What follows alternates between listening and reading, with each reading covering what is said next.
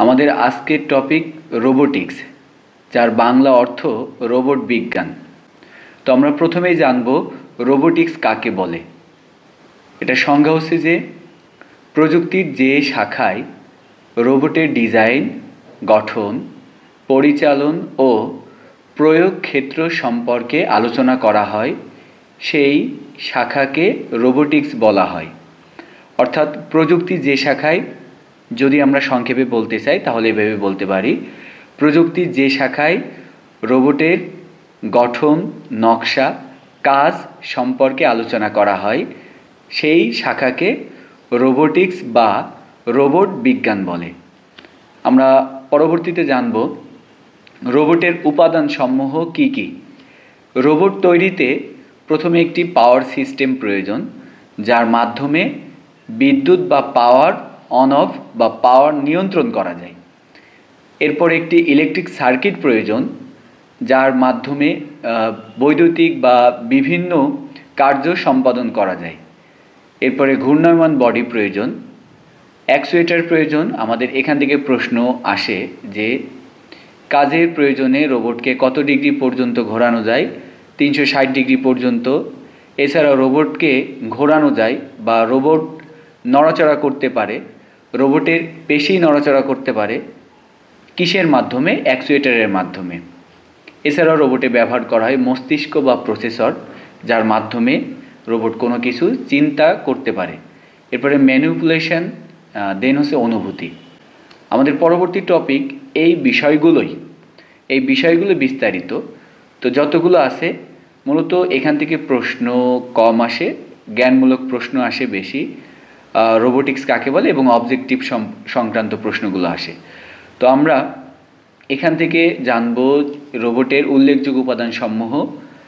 যাদের একটু জানার প্রয়োজন তারা স্ক্রিনে তথ্য দেওয়া আছে, আমি সময় সংক্ষেপ করার জন্য এগুলা পড়ে শোনাচ্ছি না। তো যেটা আমাদের প্রয়োজন একটু কালার করা আছে। অ্যাকচুয়েটর কি?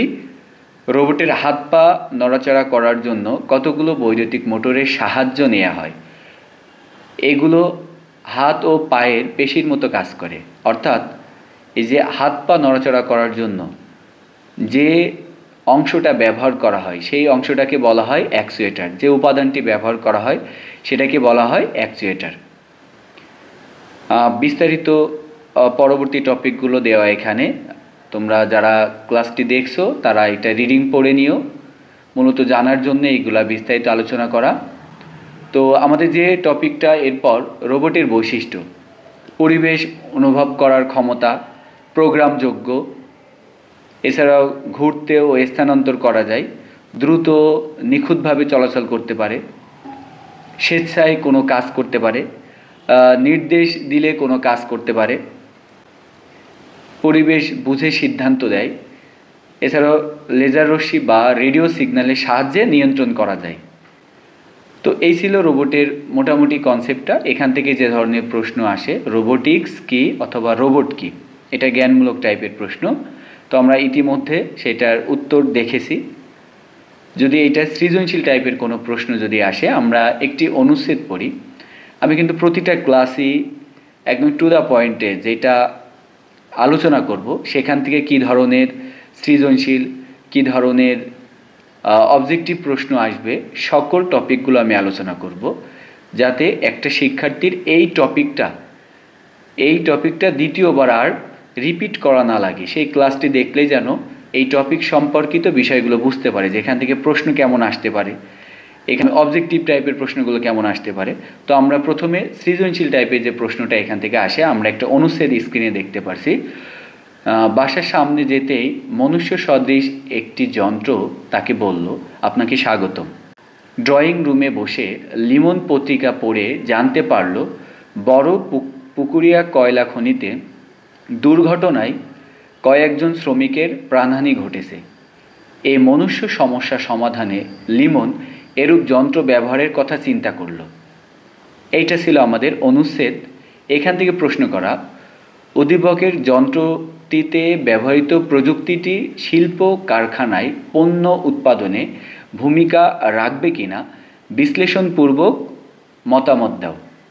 যেহেতু যন্ত্রের কথা বলেছে, সেহেতু অবশ্যই বোঝা যাচ্ছে যে এটা রোবোটিক্স। এবং এই রোবোটিক্স অর্থাৎ রোবট, এই যন্ত্রটি প্রযুক্তিটি শিল্প কারখানায় পণ্য উৎপাদনে ভূমিকা রাখবে কিনা।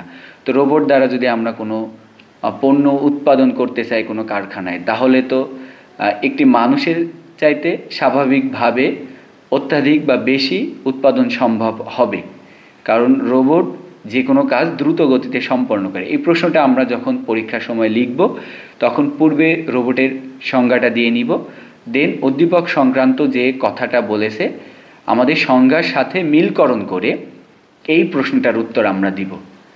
এরপরে আমরা যদি দেখি এখান থেকে অবজেক্টিভ টাইপের কী ধরনের প্রশ্ন আসে, রোবোটিক্স কী।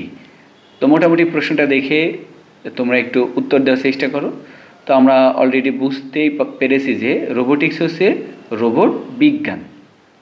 এই প্রশ্নটা প্রায়ই বোর্ডে আসে, কাজের প্রয়োজনে রোবটকে কত ডিগ্রি কোণ পর্যন্ত ঘোরানো যায়। আমি কিন্তু আমার কথার মধ্যে ইতিপূর্বে এটা বলেছি যে কাজের প্রয়োজনে রোবটকে 360 ডিগ্রি পর্যন্ত ঘোরানো যায়। তো মোটামুটি ছিল এইটাই রোবোটিক্স সম্পর্কিত ক্লাস।